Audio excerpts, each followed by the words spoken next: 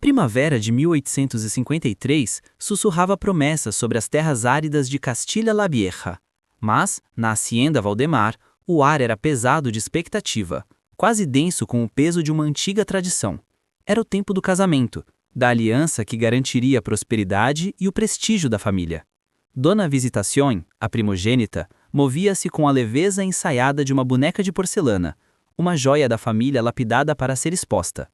Seus cabelos dourados, cuidadosamente arranjados em caixos que emolduravam um rosto de beleza clássica, e seu sorriso calculado, uma arma afiada usada para conquistar, a definiam como a noiva perfeita.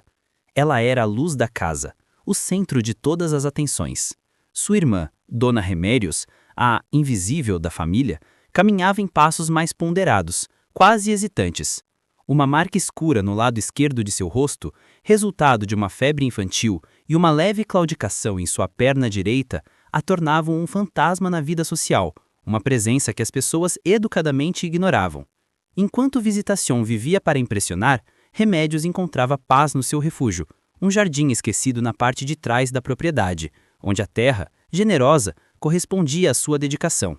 Ali, suas mãos, que conheciam a terra e faziam a vida brotar, sussurravam canções para as camélias. Ela era uma alma que florescia na sombra, silenciosa e resignada. A condessa viúva, Dona Assunção de Valdemar, reunia-as com a voz trêmula, carregada de uma ansiedade que a idade não conseguira mitigar.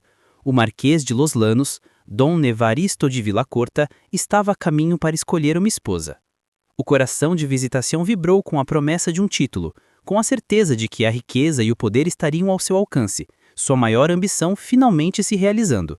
Mas Remédios, com a certeza dolorosa de quem vive nas sombras, apenas baixou os olhos, uma resignação profunda pesando sobre seus ombros. Ela sabia que a sociedade via Visitación, via sua beleza, sua graça e seu status. Ninguém a via. Que tipo de homem era este que vinha escolher uma mulher como quem escolhe gado no mercado, inspecionando-a com um olhar frio e calculista? Ela se encolheu, como se o frio já a estivesse atingindo, sentindo a solidão daquela invisibilidade mais intensamente do que nunca. Dom Evaristo chegou sobre um céu plúmbeo, quase um prenúncio. Sua carruagem negra, um espectro silencioso, avançava pela alameda ladeada de plátanos como um presságio. Suas rodas esmagando a gravilha com um som sinistro que parecia absorver a alegria da tarde. Aos 38 anos, ele emanava uma frieza que contrastava brutalmente com o calor crescente da primavera. Vestido de luto, seus ombros pareciam curvar-se sobre o peso de segredos não ditos e lutos não superados. Seus olhos, de um castanho tão profundo que pareciam a noite sem estrelas, revelavam uma alma que havia visto demais e sentido de menos, uma alma que se fechara para o mundo. As irmãs o observavam da janela, um reflexo do abismo que a separava. Visitación, com os olhos de uma caçadora, via apenas o poder, a imponência, o prestígio que ele representava. Ela se imaginava ao seu lado, a Marquesa de Los Llanos, em um mundo de bailes e intrigas políticas. Remédios, no entanto, sentiu uma tristeza subjacente, uma solidão que ressoava com a sua própria, como duas notas de uma mesma melodia melancólica. Naquele homem, ela não via o título, mas a dor. Durante o jantar, a atmosfera era uma mistura de tensão e artificialidade. O Marquês mal falava. Suas respostas eram breves, polidas, quase monossilábicas. Ele parecia um observador, um juiz silencioso avaliando um teatro de fachada. Enquanto Visitación tentava cativá-lo com risadas estridentes e histórias triviais sobre os bailes da capital, ele a ignorava com uma indiferença que era mais humilhante do que qualquer insulto. O silêncio, então, foi quebrado por ele. Seus olhos, que até então pareciam não enxergar ninguém, se fixaram em Remédios, a mulher que estava à sombra de todos, inclusive de sua própria irmã. Sua pergunta foi direta e simples, sem rodeios. E a senhora? O que faz para ocupar seus dias? A resposta dela, dita em voz baixa, mas firme, ecoou pelo salão. Cuido do jardim, senhor Marquês. E leio. Por um momento, um interesse genuíno, a primeira emoção que ele demonstrava, surgiu em seus olhos. Que tipo de livros? Ele perguntou, e a subsequente confissão de Remédios sobre sua paixão por história e filosofia, uma paixão que sua família considerava inadequada, provocou um silêncio constrangedor entre todos. Para Nevaristo, aquela mulher que não se importava em se exibir, que se recusava a participar daquela farsa social, era uma equação intrigante que ele precisava resolver. Ela era um enigma na forma de mulher. A manhã que se seguiu amanheceu com a quietude de um mundo em suspenso, mas a casa estava longe de estar calma. Visitação passou a manhã inteira preparando-se, como um general se prepara para a batalha final. Ela ensaiava poses, expressões, estudava ângulos, trocando de vestido 3 vezes. Cada movimento era meticulosamente calculado para garantir a vitória. Remédios, em sua resignação silenciosa, se refugiou no jardim. Lá, ela trabalhou a terra com as mãos, sentindo a familiaridade do solo e a paz que ele lhe trazia. Ela sabia, com uma certeza amarga, que em poucas horas sua irmã seria a nova marquesa, a escolhida, e que ela voltaria à sua invisibilidade cotidiana. O sol do meio-dia bateu forte sobre a família, reunida para a merenda no pátio. Uma cena pitoresca, mas a tensão era quase palpável, os sorrisos forçados. A espera parecia uma eternidade. Finalmente, com um gesto frio e determinante, Dom Evaristo pousou sua taça de vinho na mesa, o som seco ecoando no pátio silencioso. Dona Assunção vinha solicitar formalmente a mão de sua filha em casamento. Visitação endireitou-se em sua cadeira, um sorriso de triunfo já se formando em seus lábios, pronta para a consagração. O mundo, no entanto, parou quando ele, de forma fria e determinante, finalizou: "Peço a mão de Dona Remédios." As palavras desafiaram a lógica, a beleza, a tradição e a expectativa de todos. O sorriso de visitação morreu nos lábios, seu rosto pálido de choque. Dona Assunção abriu e fechou a boca em choque, incapaz de proferir uma palavra. Mas Remédios, com uma serenidade que surpreendeu a todos, olhou para o marquês e aceitou o pedido com a voz firme. Ela não sentia euforia, apenas uma calma estranha, a sensação de que o universo, de alguma forma, havia se alinhado em uma nova e inesperada direção. Por que a filha imperfeita? Por que a mulher que todos ignoram, que vivia nas sombras? A tarde se arrastou em um torpor de incompreensão e dor, mas para Remédios, a vida finalmente começava. A sós na biblioteca, Dom Evaristo revelou a verdade por trás de sua escolha, e Remédios se preparou para ouvir o que sempre soube. Ela era a noiva da conveniência, a companheira adequada, um negócio sem glamour. Ele foi brutalmente sincero, sem rodeios ou dissimulação. "Não busco amor, paixão ou romance", ele começou, a voz baixa e controlada. "Essas coisas são efêmeras e perigosas. Busco apenas uma administradora competente e discreta para meu título. Alguém que entenda de responsabilidade e dever. Escolhi-a porque a senhora não é perigosa. Não tem as ilusões que a maioria das mulheres nutre sobre sentimentos que não existem. A senhora compreende o que é viver nas sombras, o que é ser ignorada, e não anseia pela luz. Para mim, isso é a maior das virtudes." Remédios absorveu cada palavra com uma dignidade que a distinguia. Ela sentiu, sem lágrimas, sem protestos, apenas com a compreensão profunda de quem sempre soube seu lugar no mundo. "Prometo-lhe algo em troca", ele disse. "Nunca mentirei sobre o que sinto, ou deixo de sentir. Não a enganarei com falsas demonstrações de afeto, nem a prenderei com falsas promessas. Nossa união será um contrato, sim, mas será um contrato baseado em uma honestidade inabalável." E na honestidade crua daquelas palavras, que poderiam ter sido uma lâmina, Remédios reconheceu uma estranha forma de gentileza, uma que preferia a beleza das mentiras. Ela o agradeceu e aceitou os termos, sentindo-se pela primeira vez vista por alguém, mesmo que o olhar fosse frio e calculista. Mas antes que ele se fosse, ela fez a pergunta que a consumia, a pergunta que o destino lhe permitia fazer. "Por que não minha irmã? Ela é tudo que um homem poderia desejar. A beleza, a graça, o status." A resposta dele, depois de uma longa pausa, ecoou em sua alma. "Porque a beleza que todos veem me entedia. E a beleza que ninguém vê, essa me intriga."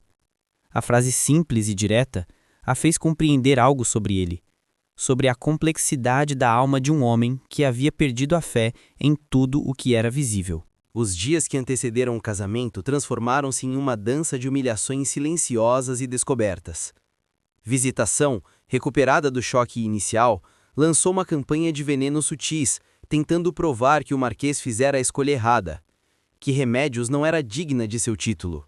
Ela fazia comentários maliciosos sobre a utilidade de Remédios, sugerindo que ela só servia para afazeres domésticos, não para ser um ornamento social. Visitação chegava a tocar nas roupas dela, com um desprezo que insinuava que um título tão grande não caberia em uma pessoa tão pequena. Remédios suportava tudo em silêncio, com a paciência de uma planta que espera a chuva. Mas Nevaristo observava e via. Em um almoço particularmente tenso, Visitação desferiu seu golpe mais cruel, dizendo que uma marquesa precisava de mais do que mãos de jardineira. Ele o interrompeu com a frieza mortal do aço, uma voz que era mais perigosa na sua calma do que na sua fúria.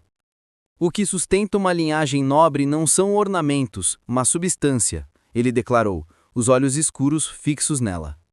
Uma decoração vazia se desfaz no primeiro vento. O olhar que ele dirigiu a Remédios era uma forma austera de aprovação. O gesto de proteção aqueceu-lhe o coração, um calor que ela não esperava sentir. A partir daquele momento, uma comunicação peculiar começou entre eles, uma linguagem de gestos e símbolos que transcendia as palavras.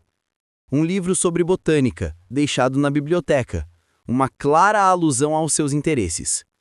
Um buquê de lavanda e alecrim na escrivania dele, uma homenagem ao jardim de onde ela vinha.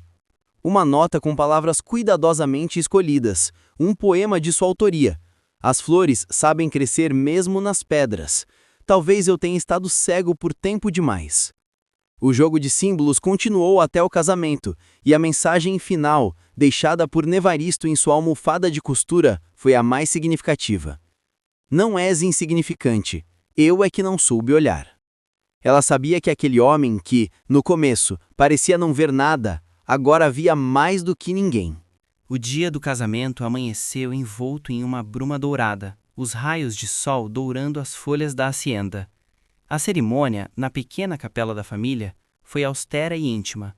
Sem a pompa e a multidão que Visitación teria exigido, apenas os presentes necessários para tornar a união legal. Remédios vestia um traje simples, de seda branca, sem joias, com as camélias que ela mesma cultivava adornando a capela e o buquê em faz-mãos, um símbolo de sua própria natureza. A simplicidade, ela sabia, era sua única arma contra a ostentação. Quando Nevarista a aguardava no altar, havia algo diferente em sua postura, algo que ia além da formalidade. Ele estendeu a mão para ajudá-la a subir os degraus, um gesto de cortesia que era genuíno, e não apenas parte de um ritual. Os votos foram pronunciados com uma solenidade que transformava o contrato em algo sagrado. Ela prometeu fidelidade e respeito. Ele prometeu proteção, honra e o respeito que ela merecia, as palavras mais significativas que um homem podia dar a uma mulher naquela época. Não foram palavras de paixão, mas havia nelas uma verdade que tocava algo mais profundo do que a paixão. A promessa de um lar seguro, de um porto onde ela não seria mais invisível. O beijo que selou a união foi casto, apenas um leve toque dos lábios. Mas algo mudou no olhar de ambos. Naquela noite, ele a acompanhou até a porta de seus aposentos, beijou-lhe respeitosamente a mão e murmurou: "Boa noite, Marquesa. Descanse bem." Remédios permaneceu por longo tempo junto à janela, contemplando os jardins banhados pela luz da lua. Ela já não era mais a filha esquecida, a sombra na parede, mas a Marquesa de Los Llanos, uma mulher com um futuro. Ela se sentia como uma semente que, finalmente, havia encontrado o solo onde podia florescer. Uma semana após o casamento, Remédios foi acometida por uma febre súbita, o frio repentino de uma doença que parecia vir do nada. O médico da vila previu uma grave enfermidade, e Nevaristo, contrariando todas as convenções sociais, instalou-se numa poltrona ao lado da cama dela. Sua esposa era sua responsabilidade. Durante 3 dias e 3 noites, ele não saiu do quarto. Trocou com pressas, segurou suas mãos, sussurrou palavras de encorajamento. Sua voz grave e controlada, um bálsamo para a alma dela. Foi na segunda noite, quando a febre atingiu o pico, que algo se rompeu no peito de pedra de Nevaristo. Vendo-a tão frágil, tão vulnerável, ele compreendeu que aquela mulher que ele escolhera por conveniência havia conquistado um espaço em sua alma. "Não me deixe", ele sussurrou, a voz rouca de emoção. "Ainda temos tanto tempo pela frente." Foram palavras testemunhadas apenas pelas sombras, mas carregavam um peso de verdade que o surpreendeu. Ele havia feito uma escolha, mas agora a vida lhe mostrava que a escolha o havia feito. Na terceira manhã, a febre quebrou. Ela abriu os olhos e o encontrou, exausto, com a barba por fazer, mas presente. "Você ficou", ela murmurou, a voz fraca. "Fiquei", ele confirmou, os olhos fixos nela como se temesse que ela desaparecesse se ele piscasse. "Por quê?" A pergunta flutuou entre eles, carregada de tudo que não havia sido dito. Ele olhou para as próprias mãos, as mesmas que a haviam cuidado com uma ternura que ele desconhecia possuir, e respondeu: "Porque descobri que você me importa mais do que eu pensava ser possível. Você se tornou, silenciosamente, o meu farol." A convalescência de Remédios trouxe consigo uma mudança sutil, mas perceptível. Nevaristo passou a procurá-la com uma naturalidade que surpreendeu a todos na casa, mas que para eles era nova normalidade.